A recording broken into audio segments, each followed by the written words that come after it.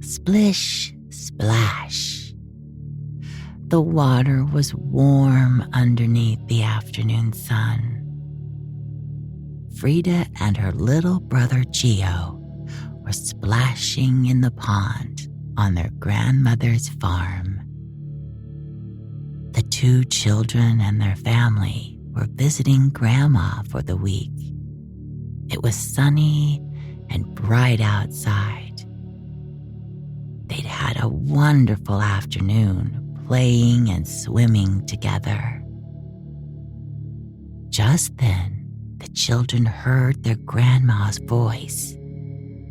"Time to get out," she told them. Her voice was sweet and comfortable, like a hug or Frida's favorite blanket.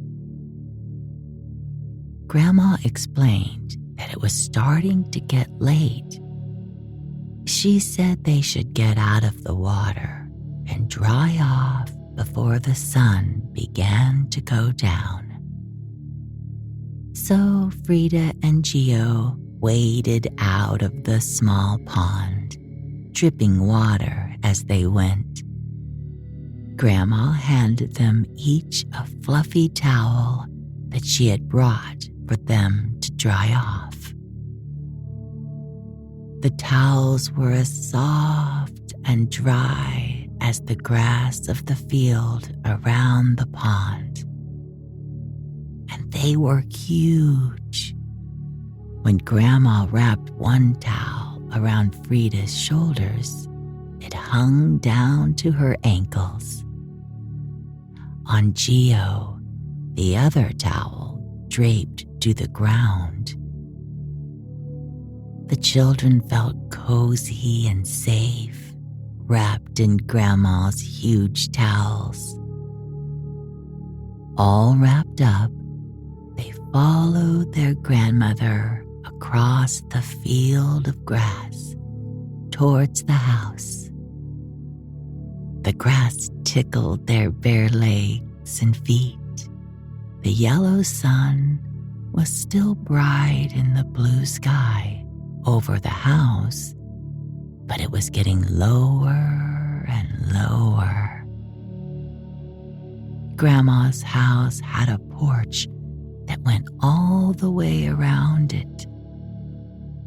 The porch had a hammock and large, comfortable chairs on it. Frida and Gio often loved to sit in the oversized chairs or swing in the hammock on the shady porch.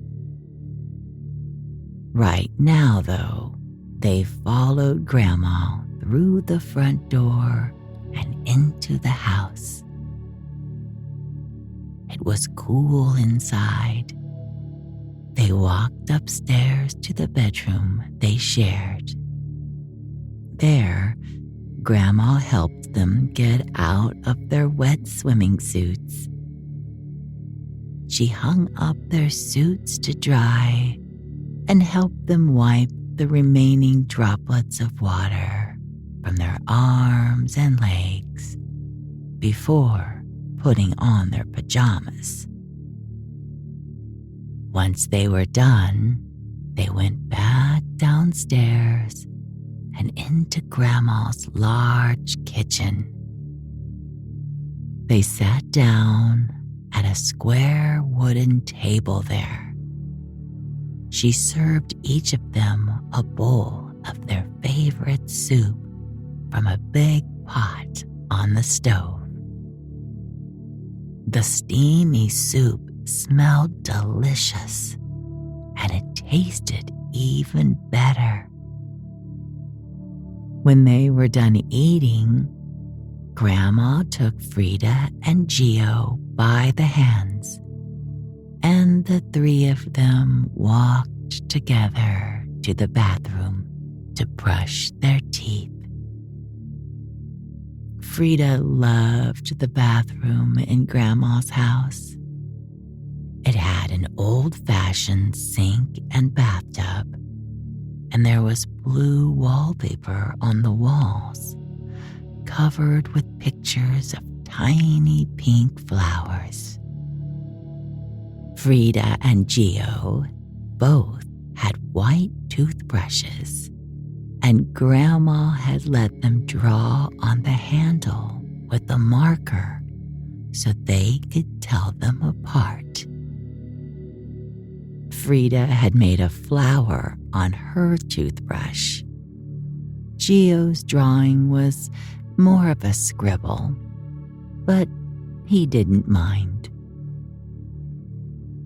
They brushed their teeth carefully, and Grandma commented on how responsible they were. "You're turning into such big kids," she said proudly. When they were finished, Frida asked if it was time to go and say goodnight to the animals on the farm. Grandma smiled and nodded yes. The children grinned back at her. This was a beautiful time of day on Grandma's farm. They slipped their feet into comfortable sandals and then walked back out the front door of the house. Outside the door, Grandma whistled. Her big, friendly dog, Shep, came trotting over to them. Frida and Geo petted the sweet dog, rubbing their hands into his thick, fluffy fur. Then they all started off together toward the chicken coop, where the chickens lived with their chicks. Shep walked along beside them on his 4 big paws. His paws padded quietly over the grass, making a whispering sound like the sound of the children's sandals against the field. The sun had slid down almost to the bottom of the sky now, and it was not so bright anymore.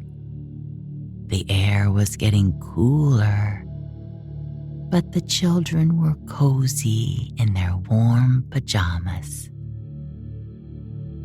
The sky above them was turning a darker color of blue, and there were long shadows on the ground. The chicken coop was a rectangle surrounded by a chain-link fence. In the middle, there was a miniature house all made out of wood. This was the hen house where the chickens slept at night. Grandma and the children walked up to the chicken coop with Shep beside them. Then Shep sat down to wait for them to put the chickens to bed. In the coop lived 3 mother chickens called hens. There was a big brown hen and a little yellow hen and a black and white spotted hen. The big brown hen had 3 baby chicks who looked just like her. The little yellow hen had 2 chicks who looked just like her. And the black and white spotted hen had 4 chicks, one of them black, one of them white, and 2 of them spotted like their mother. The tiny chicks were fluffy, so fluffy that they looked like little balls of fur with legs. The chickens were walking around inside the coop now, making soft cooing, clucking sounds. This was their way of calling their chicks to them for the night. As the mother hens called, their babies gathered around them. Then the 3 hens led their chicks into the hen house for the night. Inside the hen house, there were 3 boxes in a row. The boxes were open on the top and on one side, and they were filled with straw. These were the chickens' nests. Each chicken settled down into one of these nests with her chicks beside her. Frida and Geo watched them get settled through the open door of the hen house. Once they were all settled, the mothers used their beaks to comb their feathers and fluff the downy feathers of their babies, which looked like wispy fur. The children watched. "Good night, chickens," said Frida. "Good night, chickens," said Geo. "Cluck, cluck," said the big brown hen. "Cluck, cluck," said the little yellow hen. "Cluck, cluck," said the black and white spotted hen. Then it was time to close up the hen house for the night. Geo pushed the door of the miniature house shut. Frida closed the latch so the door would stay shut all night long while the chickens slept snug in their nests. With the hens and chickens all taken care of, Frida, Geo, and Grandma left the chicken coop. They walked towards the field where the sheep grazed, with Shep following along right behind them. There were 5 black sheep and 5 white sheep, making 10 sheep in all. They stood quietly in a grassy field with a fence around it, made out of wood. There was a gate in the fence, and this is where they went now. Shep sat down outside the gate, ready to wait again, this time for them to say goodnight to the sheep.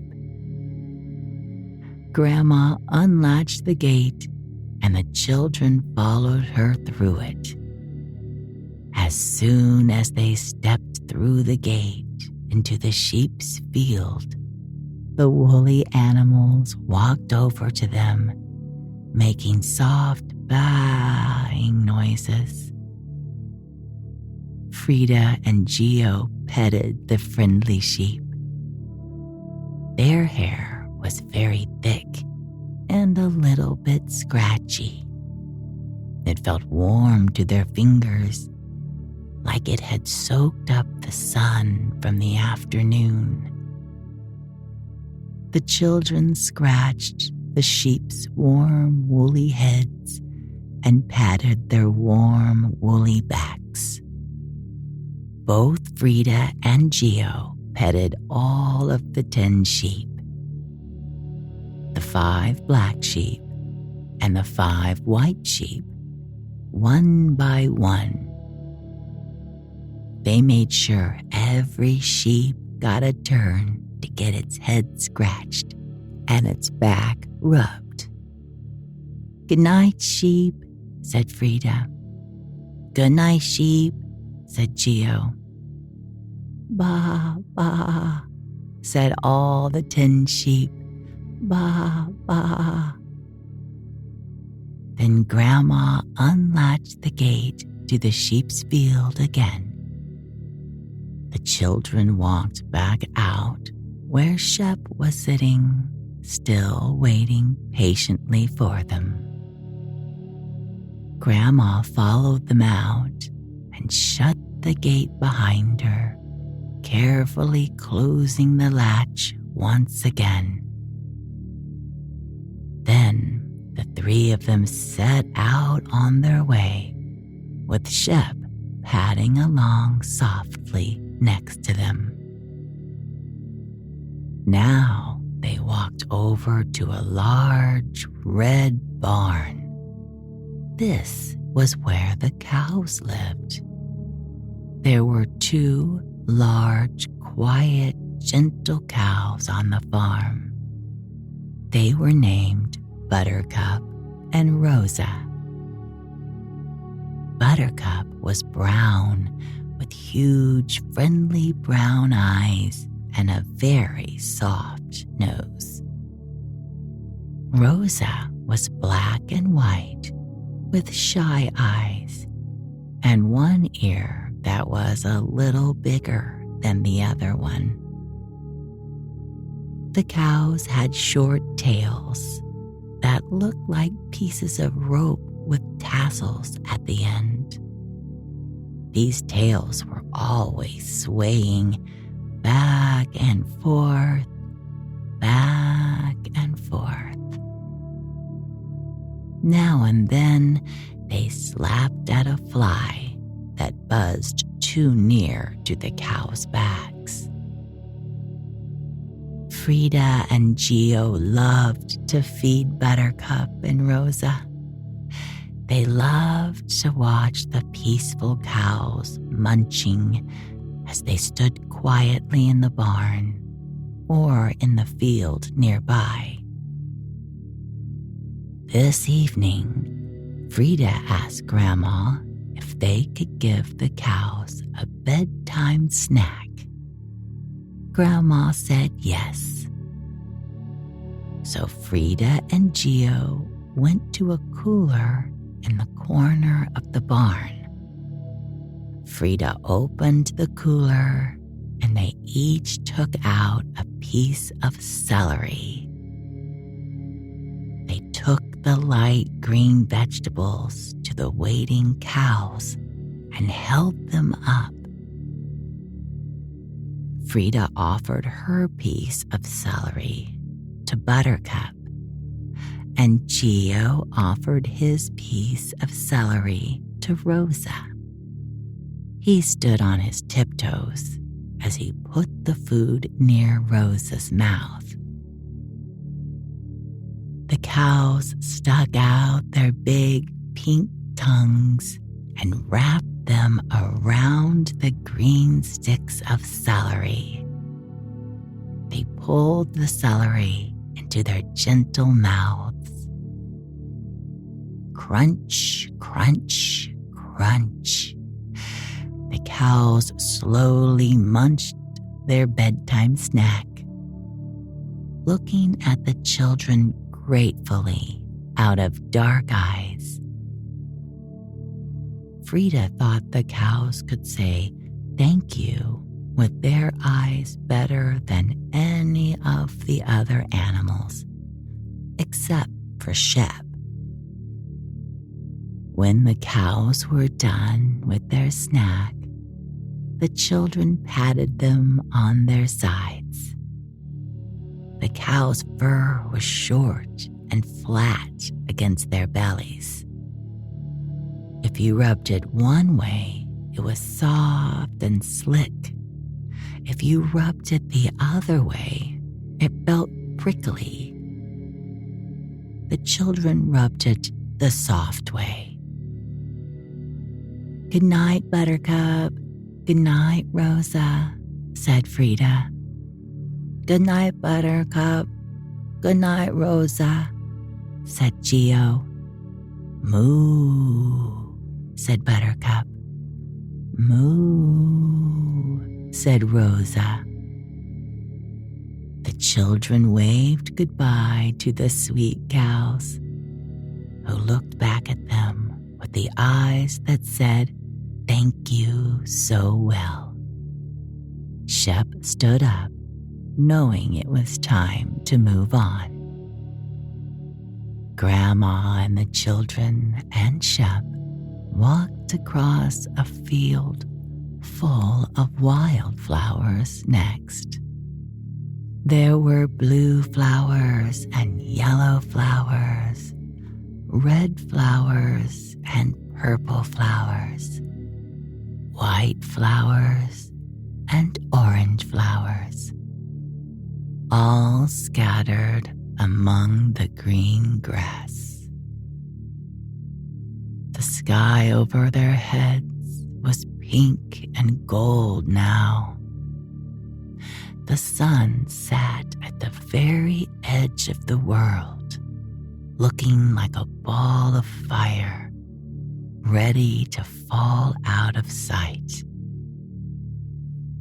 Across the field of flowers was the pond where the children liked to wade.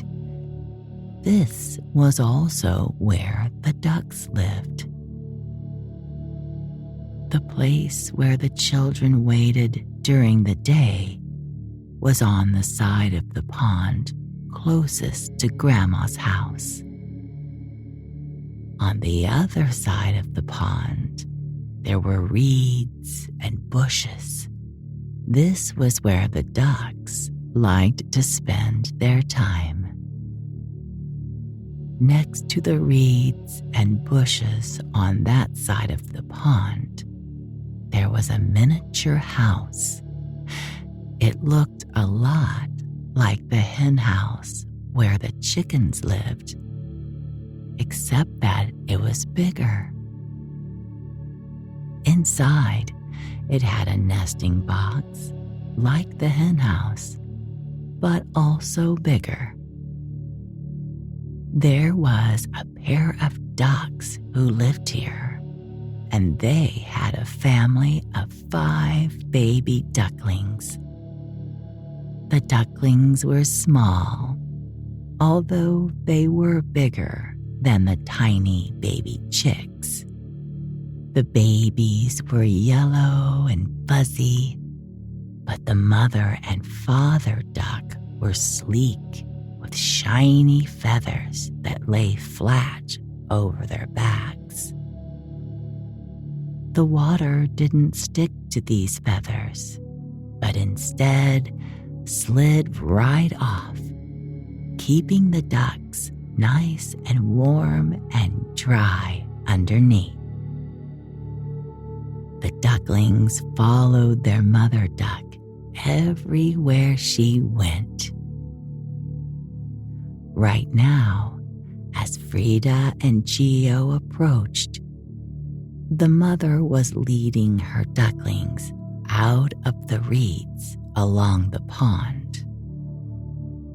The ducklings followed the mother in a straight line, one after the other. They followed her out of the reeds and up the bank. They followed her over the grass and right up to the children. The mother duck looked at the children for a moment, her head cocked to one side. Then she turned and walked straight into the duck's house. The father duck was already there. The mother duck and her babies settled into the nesting box. The ducklings nestled into their mother's side, jostling each other to get beneath her warm wing. "Good night, ducks. Good night, ducklings," said Frida. "Good night, ducks.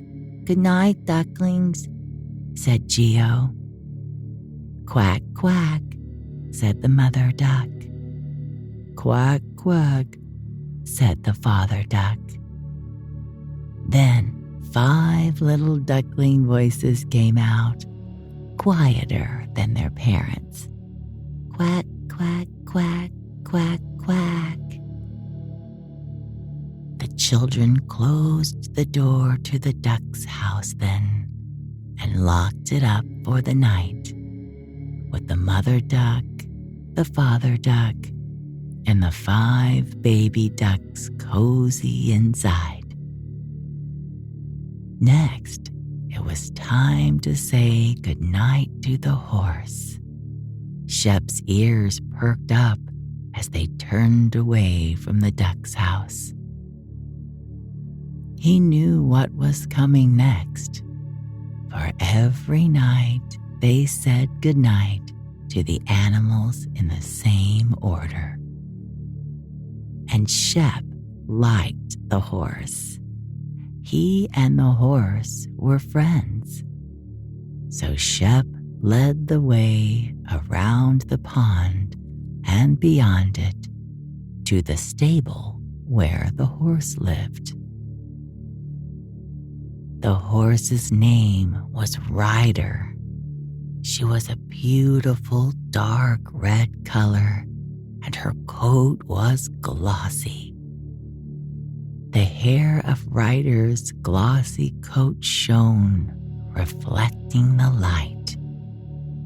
At this moment, it reflected the last rays of the sun, which was just setting beyond the furthest edge of the fields.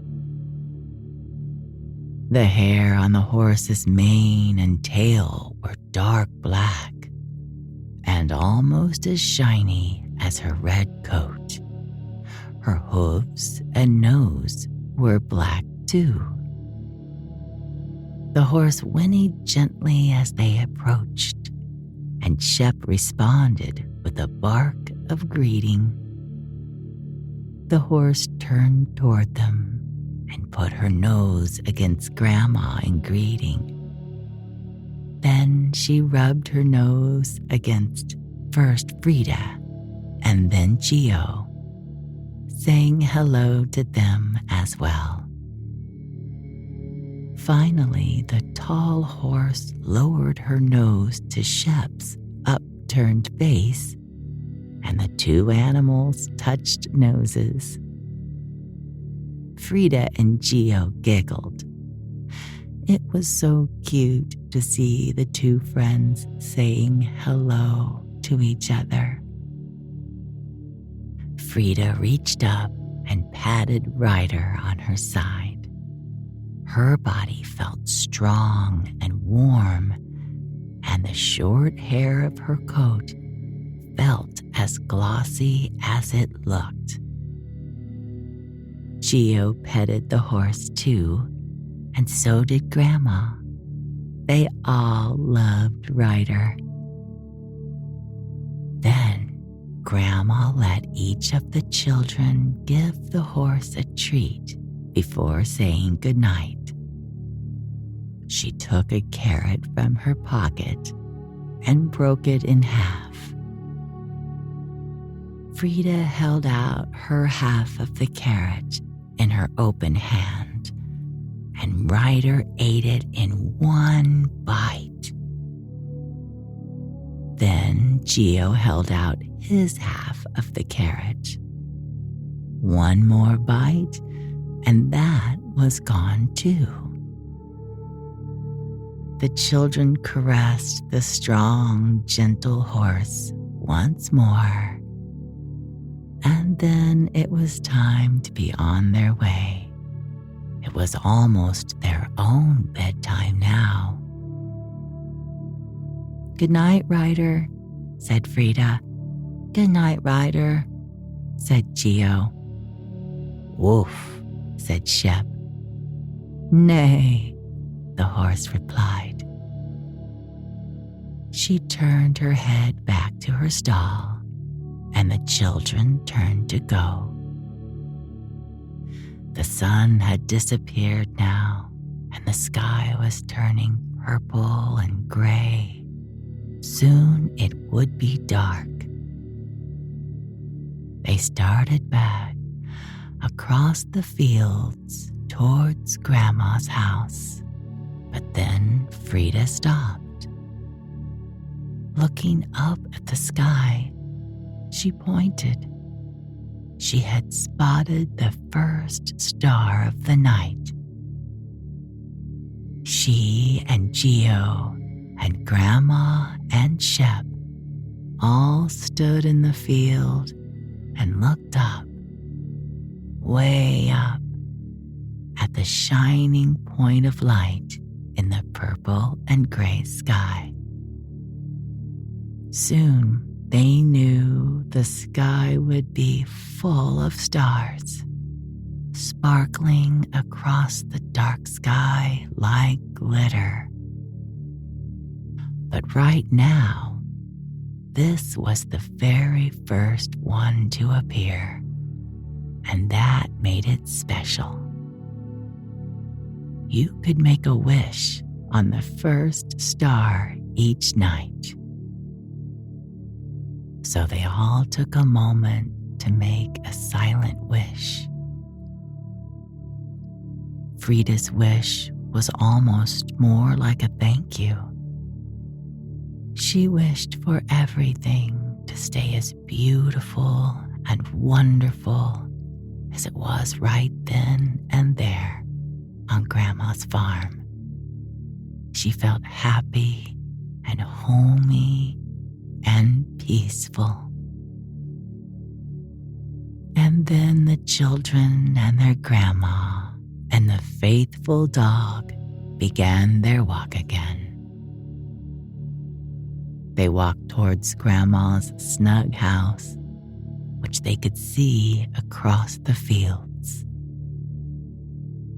The lights were on inside the house, and they could see the windows all lit up, glowing into the falling night.